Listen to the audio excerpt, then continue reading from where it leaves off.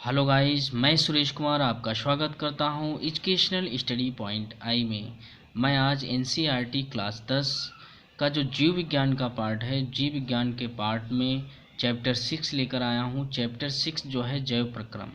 अब जैव प्रक्रम में देखा जाए, हाई स्कूल के सभी विद्यार्थी जो हैं वो इस पार्ट को विधिवत आप टॉपिक वाइज पढ़ लेंगे। बाकी जो अनकम्पिटिटिव एग्ज़ाम है उसके तहत जब आप इसको बिल्कुल विधिवत पढ़ेंगे सभी हेडिंग को, तो इसमें एग्जामिनर चाहे जिस तरह आपके प्रश्न बनाए, चाहे जैसे वो बनाने का प्रयास करे, तो आप हर तरीके से कर सकते हैं। तो आइए चलते हैं जैव प्रक्रम को शुरू करते हैं। तो जैव प्रक्रम को देखा जाए, सबसे पहले हम जैव प्रक्रम को ही समझ लेते हैं, आखिर जैव प्रक्रम क्या होता है। अगर साधारण भाषा में आप समझना चाहें तो जैव प्रक्रम वो प्रक्रम होता है जिसमें जीवों की सभी क्रियाएं होती हैं, उसी को हम जैव प्रक्रम कहते हैं। तो लिखा है जीव द्वारा संपादित होने वाली वे सभी क्रियाएं, यानी जो जीव हैं, पेड़ पौधे जंतु जो जीव हैं, उनके द्वारा संपादित होने वाली वो सभी क्रियाएं जो जीव की संगठित रचना अथवा जैविक अवस्था बनाए रखने में योग देती हैं, यानी सहयोग देती हैं, वे सभी जैविक क्रियाएं कहलाती हैं। यानी जो एक जीव है, जीव की जो वो सभी क्रियाएं जो उसकी संरचना तथा उसकी जैविक अवस्था, यानी वो जीवित बना रहे, इसकी में जो योग देती हैं जो क्रियाएं, उसी को हम जैविक क्रियाएं कहते हैं। कुल मिलाकर ऐसी हम कह सकते हैं, ऐसी क्रियाएं जो सिर्फ जीवों में होती हैं उन्हीं को हम जैविक क्रियाएं कहते हैं। अच्छा, हम जानते हैं कि जैविक क्रियाएं होती क्या हैं। तो जैविक क्रियाएं वो होती हैं जो सिर्फ जीवों में पाई जाती हैं, जो निम्नलिखित हैं। नंबर 1 पोषण की क्रिया होती है, पोषण। नंबर 2 होती है श्वसन। नंबर 3 होती है परिवहन। नंबर 4 होता है उत्सर्जन। नंबर 5 होता है संवेदनशीलता।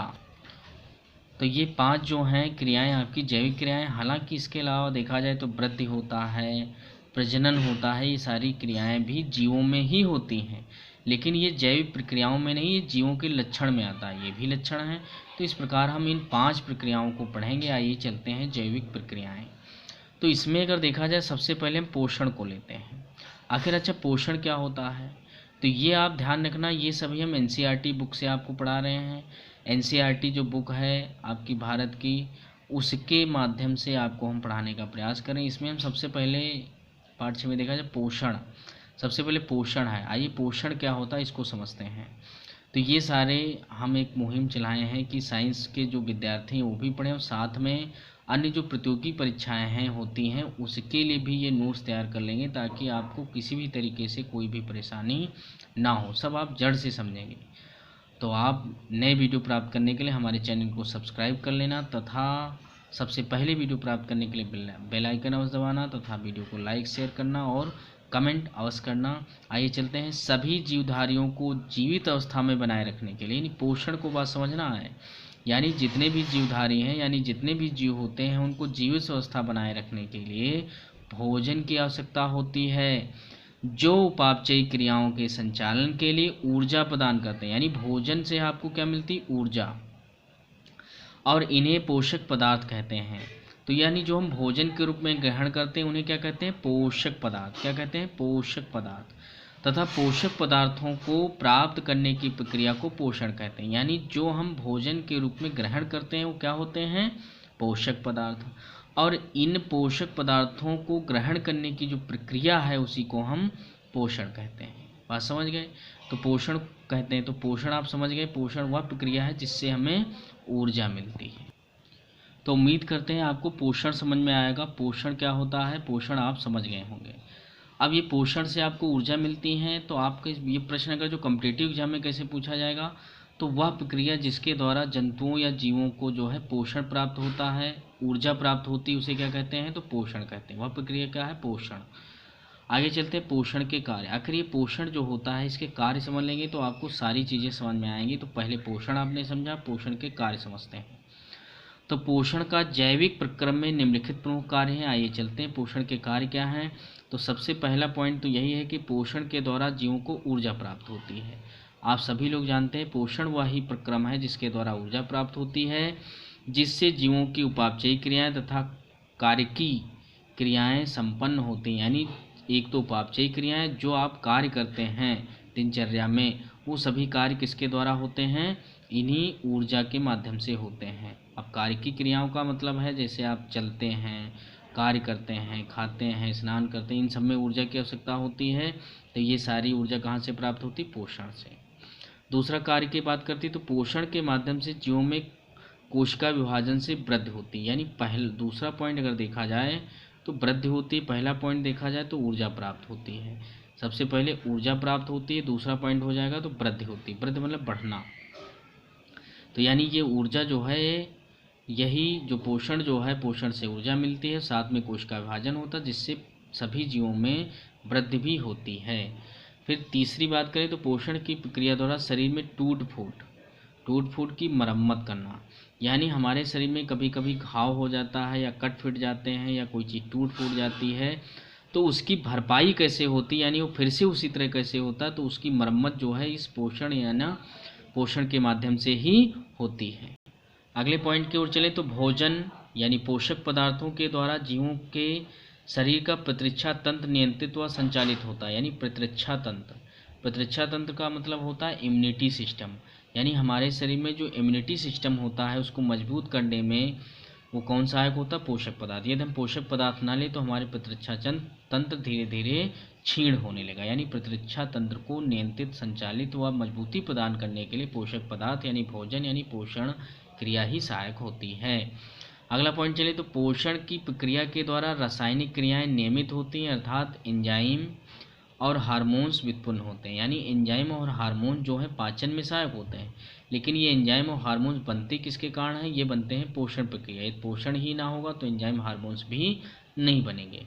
तो इस प्रकार आपने समझ लिया ये 5 कार्य होते हैं, इनको आप अच्छी तरीके से समझ लेंगे और साथ में नोट्स भी बना लेंगे। क्योंकि हमने ये एनसीईआरटी की बुक से बनाया है तो इसलिए आप लोग एनसीईआरटी बुक को चेक भी कर सकते हैं कि किस तरह होता है।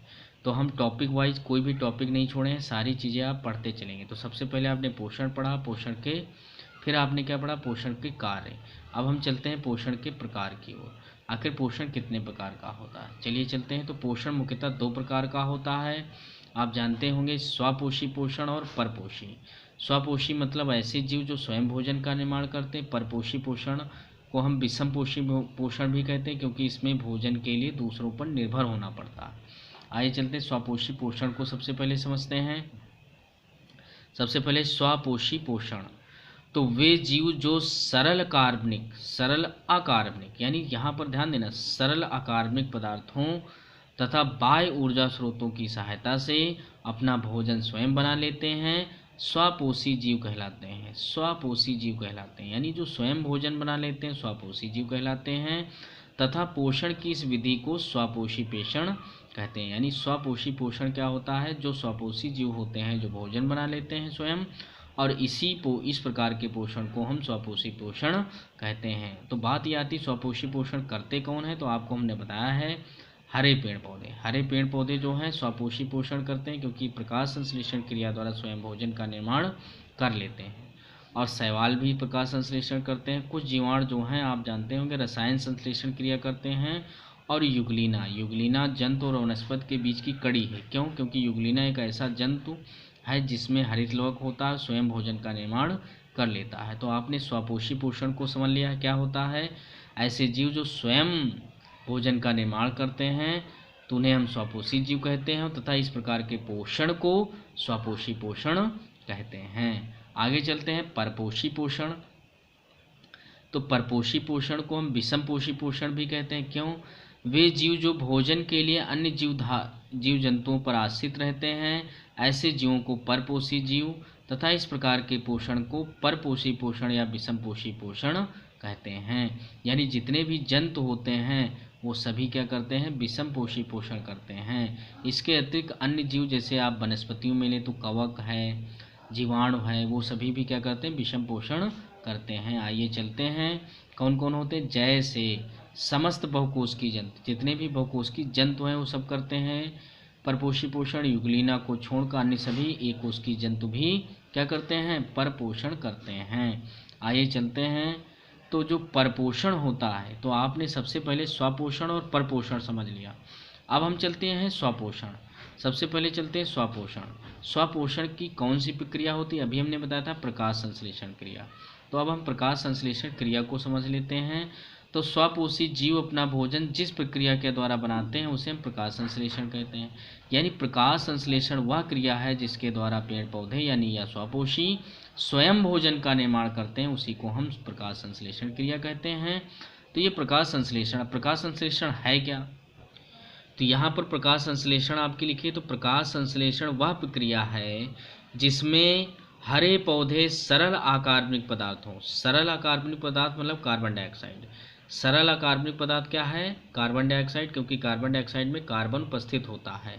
और इसके अतिरिक्त जल का कच्चे माल के रूप में प्रयोग करके सूर्य के प्रकाश की उपस्थिति में क्लोरोफिल में कार्बनिक भोज्य पदार्थों का निर्माण करते हैं। यानी प्रकाश संश्लेषण वह प्रक्रिया है जिसमें कार्बन डाइऑक्साइड, जल जो है कच्चे माल के रूप में तथा सूर्य का प्रकाश की उपस्थिति में क्लोरोफिल में कार्बनिक भोज्य पदार्थों का निर्माण होता है। यानी कार्बन भोज्य पदार्थों के निर्माण करने की जो प्रक्रिया है उसी को प्रकाश संश्लेषण कहते हैं। अब यहाँ से स्पष्ट हो रहा होगा कि प्रकाश संश्लेषण में कितने पदार्थों की आवश्यकता होती है। तो number 4, number 1 carbon dioxide, number 2 जल, नंबर 3 क्लोरोफिल और नंबर 4 सूर्य का प्रकाश। ये 4 जो हैं मुख्य पदार्थ जो हैं मौलिक पदार्थ प्रकाश संश्लेषण के लिए आवश्यक होते हैं। अब हम रिएक्शन के माध्यम से समझते हैं प्रकाश संश्लेषण की रासायनिक समीकरण। तो 6CO2 मतलब कार्बन डाइऑक्साइड, 12H2 के अणु लेंगे यानी जल। अब देखो कार्बन डाइऑक्साइड और जल जो मुख्य उत्पाद के रूप में प्रयोग किए गए हैं ये अभिकारक हैं, और ऊपर से आपका सूर्य का प्रकाश मिल रहा है। क्लोरोफिल तो हरी पत्तियों में विद्यमान होता है, क्लोरोफिल को पर्णहरिम भी कहते हैं। तो देखो 1 2 3 4 ये 4 पदार्थ हो गए। अब 4 पदार्थों के द्वारा नए पदार्थ का निर्माण होगा जिसे हम ग्लूकोज कहते हैं, C6H12O6। अब ये ग्लूकोज का निर्माण हो गया। ये ग्लूकोज क्या होता है? स्टार्च के रूप में बनाते हैं। साथ में जल के अणु तथा ऑक्सीजन भी निर्मित होती है। यानी आपका सबसे पहले बनेगा ग्लूकोज, दूसरी बनेगी ऑक्सीजन सह उत्पाद के रूप में भी बनती है। यानी प्रकाश संश्लेषण वह प्रक्रिया है जिसमें ऑक्सीजन का भी निर्माण होता है और भोजन का भी निर्माण होता है। अब चलते हैं प्रकाश संश्लेषण में प्रयुक्त होने वाले पदार्थ। तो प्रकाश संश्लेषण में 4 मुख्यतः मौलिक पदार्थ प्रयुक्त होते हैं, क्लोरोफिल, सूर्य का प्रकाश, कार्बन डाइऑक्साइड, जल। ये अभी हमने स्पष्ट किया था, तो आप याद रखेंगे ये 4 पदार्थ होना आवश्यक। इनको हम विस्तृत रूप से अब समझ लेते हैं क्या है। पहला है क्लोरोफिल। क्लोरोफिल क्या होता है? इसे हम पर्णहरिम भी कहते हैं। जो पत्ती होती है, पत्ती की कोशिकाओं में जो है एक लवक होता है। लवक की एक संरचना होती है हरित लवक, और उसी हरित लवक में एक वर्णक होता है, रंग होता है। इसी को हम क्लोरोफिल या पर्णहरिम कहते हैं। चलते हैं तो पौधों की हरी पत्तियों में हरित लवक कोशिकांग के रूप में होते हैं, जिनके ग्रेना के भाग में, अब हरित लवक में ग्रेना होते हैं, ग्रेना में क्लोरोफिल पर्णहरिम वर्णक होता है। इसी में प्रकाश संश्लेषण क्रिया संपन्न होती है।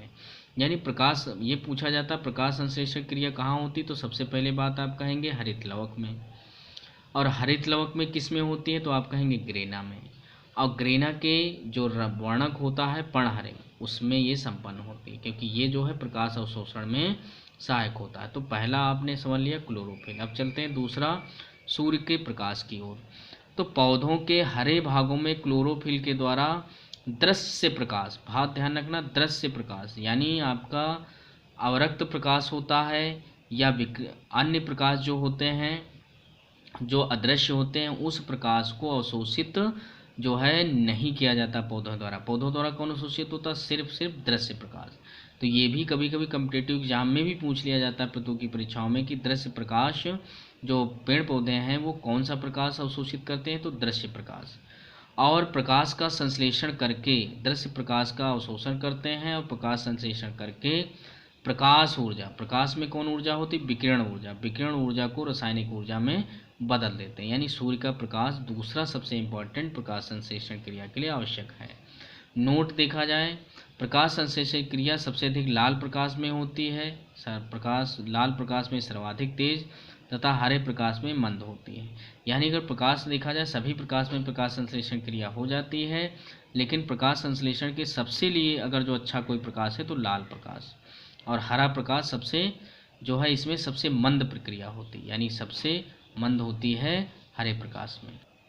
आगे चलते हैं कार्बन डाइऑक्साइड। तीसरा पदार्थ है कार्बन डाइऑक्साइड। पहला कौन सा था हमने आपको बताया, सबसे पहले हमने आपको बताया कौन सा, क्लोरोफिल, सूर्य का प्रकाश। अब चलते हैं कार्बन डाइऑक्साइड की ओर। कार्बन डाइऑक्साइड को CO2 कहते हैं। पेड़ पौधों की हरी पत्तियों के पर्णफलक में, पर्णफलक मतलब पत्ती का जो चौड़ा भाग होता है, चपटा चपटा, उसे हम पर्णफलक कहते हैं। पर्णफलक में छोटे छोटे छिद्र होते हैं, छोटे छोटे छिद्र होते हैं, और इन छिद्रों को पर्णरंध्र कहते हैं या अंग्रेजी में स्टोमेटा कहते हैं। इन सूक्ष्म छिद्रों के द्वारा CO2 का वायुमंडल से अवशोषण होता है। मतलब अब बात यह आती है कि कार्बन डाइऑक्साइड मिलती कहाँ से, तो मिलेगी तो वायुमंडल से, लेकिन कौन लेता है, तो पर्णरंध्रों यानी स्टोमेटा के द्वारा वायु प्रवेश करती है, इसी में CO2 आपको मिल जाती है। अब जरा जब पर्णरंध्र आ गया तो आइए रंध्र की संरचना को भी समझ लेते हैं क्या होता है।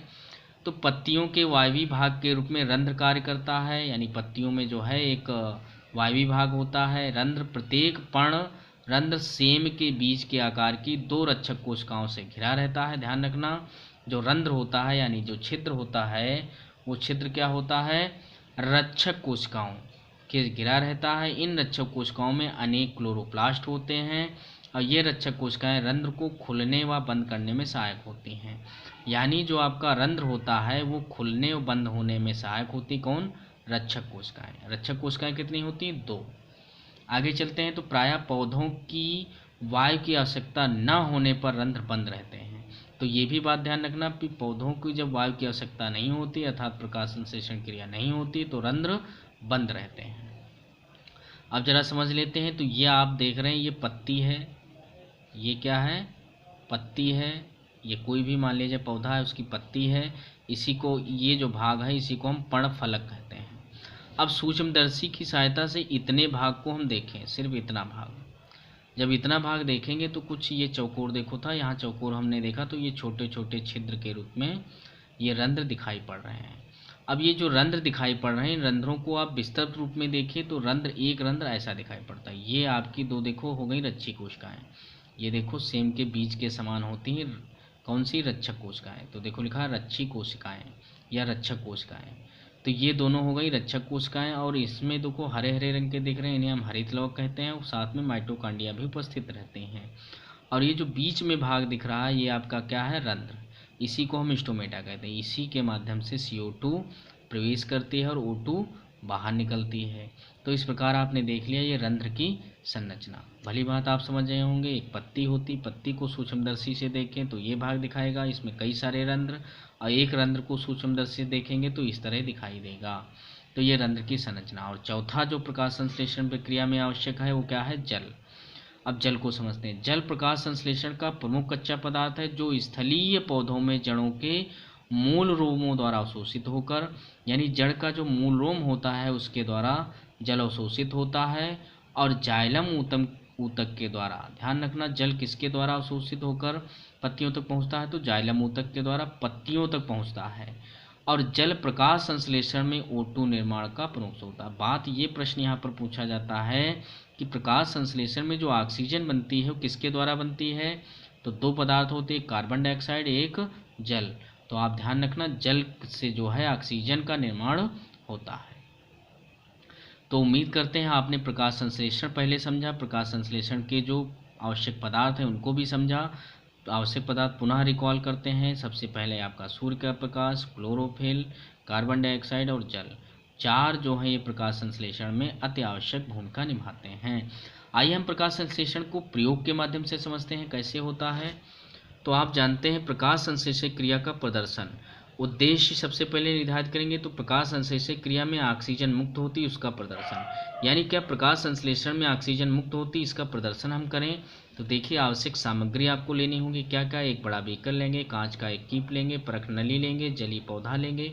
अब जली पौधा कौन कौन सा, हाइड्रिला, हाइड्रिला की एक टहनी ले लेंगे, और सोडियम बाइकार्बोनेट, सोडियम बाइकार्बोनेट का नाम क्या है, बेकिंग सोडा, या इसे हम खाने वाला सोडा भी कहते हैं। तो इतने पदार्थ आप लेंगे। फिर क्रियाविधि, क्रियाविधि क्या करेंगे, एक बीकर में कुछ पानी लेकर उसमें हाइड्रिला जली पौधे को एक ताजी टहनी डाल देंगे, और इस हाइड्रिला पौधे पर कांच की कीप को उल्टा रख देते हैं। तो ये देखो आपका चित्र बना है, आप एक कांच का बीकर लेंगे और इसमें जल भरा है, ये हाइड्रिला पौधा आपका हो जाएगा। देखो हाइड्रिला का पौधा की टहनी है, इसके ऊपर हम कांच की एक कीप उल्टा रख देंगे, कांच के ऊपर एक परखनली उल्टा रख देंगे। ठीक, इसमें जल भर देंगे। जब जल भर जाएगा तो ध्यान रखना कि जल इस पूरे कीप को ढका रहे, और साथ में बाद में इस जो परखनली है इसमें जल भरकर उल्टा ढक देंगे, तो जिसके कारण क्या होगा, परखनली में ऊपर तक जल भरा रहेगा। तो इतना आपको सजाना है। तो चित्र आपने समझ लिया है, तो कांच की कीप को उल्टा रख देते हैं। अब बीकर में और पानी डालकर उसे 2/3 भाग भर देते हैं, यानी 2/3 भाग भरा होना चाहिए। जल का स्तर कीप के ऊपर ही रहता है, यानी जल का स्तर जो होता है वो कीप जो होती है कीप के ऊपर ही बना रहता है। पानी में थोड़ा सोडियम बाइकार्बोनेट मिलाते हैं, जिससे CO2 और अधिक मुक्त होती है। अब जल से भरी परखनली को कीप की स्टेम पर उल्टा रख देते हैं। इस संपूर्ण व्यवस्था को सूर्य के प्रकाश में रख दिया जाता है, यानी पूरा सिस्टम बना लेंगे फिर सूर्य के प्रकाश में रख देंगे।